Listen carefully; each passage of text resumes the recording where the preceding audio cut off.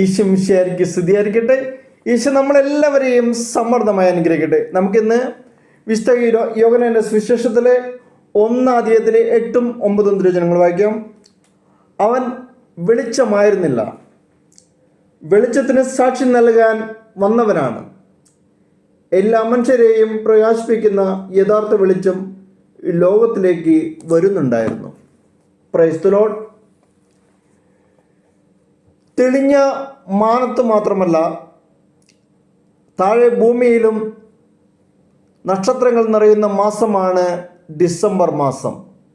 വീണ്ടും ഒരു ക്രിസ്തുമസ് കാലം എത്തി എന്ന ഓർമ്മപ്പെടുത്തലുമായി പല വർണ്ണങ്ങളിലും രൂപങ്ങളിലുമുള്ള നക്ഷത്ര വിളക്കുകൾ മിഴുതിർക്കുന്നതോടെ മനസ്സുകളും ഉത്സവത്തിൻ്റെ മേളമായി.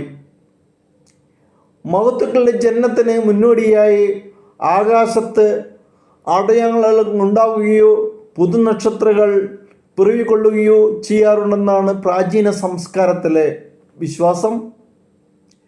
ഇത്തരമൊരു പശ്ചാത്തലത്തിലാവണം ദിവ്യ നക്ഷത്രം നൽകിയ സൂചനകൾ തേടി പൗരസ്ത്യ ദേശത്തെ ജ്ഞാനികൾ ബെത്ലഹേമിലേക്ക് യാത്ര തിരിച്ചത്. എല്ലാ മനുഷ്യരെയും പ്രകാശിപ്പിക്കുന്ന യഥാർത്ഥ വെളിച്ചം എന്നാണ് വിശുദ്ധ യോഹന്നാൻ ക്രിസ്തുവിനെ വിശേഷിപ്പിക്കുന്നത്. 1-ാം അധ്യായത്തിലെ 9-ാം തിരുവചനം വായിച്ചു കേട്ടതാണ്. എല്ലാ മനുഷ്യരെയും പ്രകാശിപ്പിക്കുന്ന യഥാർത്ഥ വെളിച്ചം.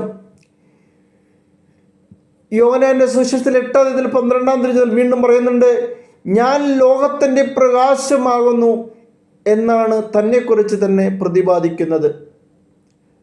തമസോമ ജ്യോതിർഗമയ എന്ന കിഴക്കുയർന്ന നെടുവീർപ്പോടെയാവണം 3 ജ്ഞാനികൾ യാത്ര ചെയ്തത്. ലോകത്ത് പിറവി കൊണ്ട യഥാർത്ഥ സൂപ്പർ സ്റ്റാർ ആരെന്നതിന് പ്രപഞ്ചം നൽകിയ സാക്ഷ്യമാകണം പുൽക്കൂട്ടിന് മുകളിൽ വന്നു നിന്ന നക്ഷത്രം. അവനോളം ആരാധകർ മറ്റാർക്കാണ് ഉണ്ടായിട്ടുള്ളത്? എത്രയോ മനുഷ്യരാണ് അവൻ്റെ നാമത്തിൽ സ്വജീവൻ ബലി അർപ്പിച്ചിട്ടുള്ളത്. നൂറ്റാണ്ടുകൾക്കിപ്പുറം ഇന്നും എത്രയോ പേരാണ് അവന് വേണ്ടി ലോകമുഖങ്ങൾ തൃണവൽക്കരിച്ചുകൊണ്ട് ഇറങ്ങിത്തിരിക്കുന്നത്. എന്തെങ്കിലും നേടിയത് കൊണ്ടല്ല, സകലതും വേണ്ടി സ്വയം നഷ്ടപ്പെടുത്തിയത് കൊണ്ടാണ് ക്രിസ്തു ലോകത്തെ മുഴുവൻ പ്രചോദിപ്പിക്കുന്ന നിത്യവെളിച്ചമായി മാറിയത്. പല ഇതിഹാസങ്ങളും അല്ലെങ്കിൽ ചരിത്രങ്ങളും നമ്മൾ വിശകലനം ചെയ്താൽ ചരിത്ര പുരുഷന്മാരെ കുറിച്ച് നമുക്ക് സാധിക്കും. രാജാക്കന്മാരെ കുറിച്ച് പഠിക്കാൻ സാധിക്കും. അവരെല്ലാം നേടിയ ആളുകളായിരുന്നു, പലതും നേടിയ വ്യക്തികൾ. ആ ബിൽഡിംഗ് പണിതു, ഈ കൊട്ടാരങ്ങൾ പണിതു, അവിടെ ചെയ്തു. പക്ഷേ സകലർക്കും വേണ്ടി സ്വയം നഷ്ടപ്പെടുത്തിയത് കൊണ്ടാണ് ക്രിസ്തു ലോകത്തെ മുഴുവൻ പ്രചോദിപ്പിക്കുന്ന നിത്യവെളിച്ചമായി മാറിയത്. അതാണ് മനുഷ്യനും ദൈവവും തമ്മിലുള്ള വ്യത്യാസം. പുൽക്കൂട് അതിലെത്തുന്നതുവരെ നക്ഷത്രങ്ങളായി രൂപാന്തരപ്പെടുത്തും. അവർക്ക് തിരികെ പോകാൻ മറ്റൊരു നക്ഷത്രം തിരയേണ്ടി വരുന്നില്ല. പിന്നീട് അവരുടെ സഞ്ചാരം മുഴുവൻ പുൽക്കൂട്ടിലെ കുഞ്ഞിൻ്റെ മുഖപ്രകാശം പകർന്ന ഉൾവട്ടത്തിലായിരിക്കും എന്നുള്ള സത്യം നമ്മൾ തിരിച്ചറിയും. വഴിയിൽ കണ്ടുമുട്ടുന്നവരിലേക്കും അവർ ഈ ആന്തരിക ശോഭ പകർന്നു നൽകും. പുൽക്കൂടിൻ്റെ വെളിച്ചത്തിൽ അകം നിറഞ്ഞ് യാത്ര തുടരുന്നവർ വഴിയരികിലെ മിന്നാമിനുകളെ കണ്ട് ഭ്രമിക്കുകയില്ല. ക്രിസ്മസ് നക്ഷത്രം അടയാളം മാത്രമാണ്.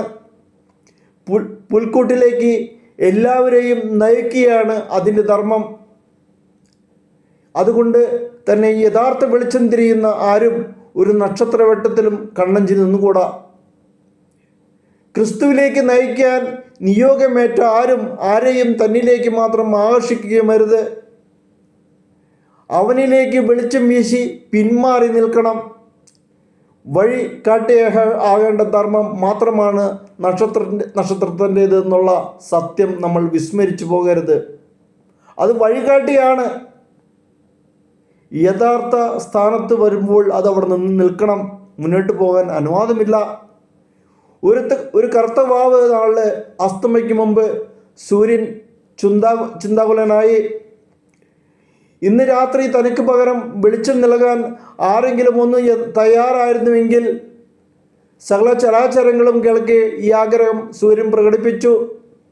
ആരും തയ്യാറായില്ല. സൂര്യന് പകരം നിൽക്കാൻ ആരെ കൊണ്ട് സാധിക്കാനാണ്? എല്ലാവരും പിന്മാറിയപ്പോൾ ഒരു മൃദുസ്വരം കേട്ടു, ഞാൻ തയ്യാറാണ്. ഒരു കൊച്ചു മിന്നാമിനിങ് വന്ന് പറഞ്ഞു.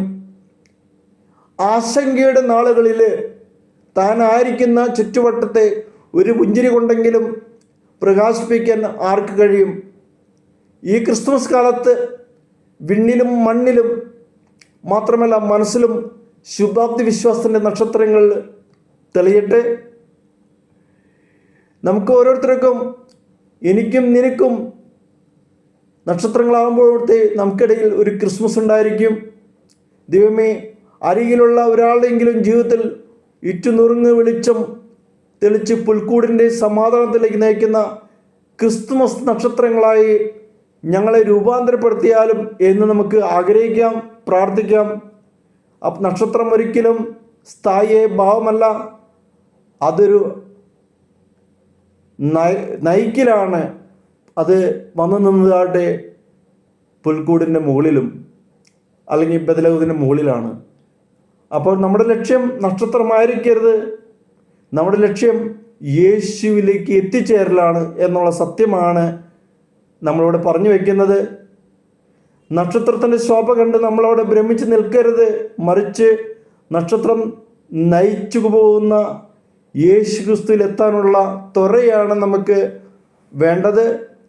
അതിലാവണം നമ്മുടെ ജീവിതത്തിനെ നമ്മൾ കെട്ടിപ്പടുക്കേണ്ടത്. നയിക്കുന്നവരിലൂടെ അതിലേക്ക് നോക്കി നിന്നാൽ ആര് നമ്മൾ നയിക്കുന്നുവോ അവരിലേക്കല്ല നോക്കേണ്ടത്. എങ്ങോട്ടാണെന്ന് നമ്മൾ നയിക്കപ്പെടുന്നത് അവരിലേക്കാണ് നമ്മൾ നോക്കേണ്ടത്. ക്രിസ്തുവിലേക്കാണ് നമ്മൾ എത്തിച്ചേരേണ്ടതെന്നുള്ള സത്യം നമ്മൾ തിരിച്ചറിയുക. മറിച്ച് നക്ഷത്രത്തിലേക്കല്ല നമ്മൾ എത്തിച്ചേരേണ്ടത്. അതുകൊണ്ട് ഈ ക്രിസ്മസ് കാലം നമ്മൾ ആ ചിന്തയുടെ യഥാർത്ഥ സത്യത്തെ തിരിച്ചറിയാനുള്ള ചിന്തയുടെ കാലമായി മാറ്റട്ടെ. എല്ലാ മനുഷ്യരെയും പ്രകാശിപ്പിക്കുന്ന യഥാർത്ഥ വെളിച്ചം ക്രിസ്തുവാണ്. അതുകൊണ്ടാണ് അവൻ പറഞ്ഞത്, ഞാൻ ലോകത്തിൻ്റെ പ്രകാശമാകുന്നു. ആ പ്രകാശത്തിലേക്കാണ് നമ്മൾ വിളിക്കപ്പെട്ടത്, ഇരുട്ടിലേക്കല്ല, അന്ധകാരത്തിലേക്കല്ല. അപ്പോൾ ഈ ക്രിസ്മസ് കാലം വെളിച്ചത്തിലേക്കുള്ള നമ്മുടെ വിളിയിലേക്ക് നമുക്ക് കാതുറക്കാം. ദൈവം നമ്മളെ ഓരോരുത്തരെയും അനുഗ്രഹിക്കട്ടെ. നല്ലവനായ ഈശോയെ, കർത്താവേ, ഞങ്ങളെല്ലാവരെയും വെളിച്ചത്തിലേക്ക് വിളിക്കുന്നവനായ യേശുവേ, നിൻ്റെ വെളിച്ചം ഈ അന്ധകാര ലോകത്തിലേക്ക്, നിൻ്റെ വെളിച്ചം ഞങ്ങൾക്ക് എല്ലാവർക്കും പകർന്നു നൽകണമേ. ഞങ്ങളെ അനുഗ്രഹിക്കണമേ. ഹല്ലേലൂയ.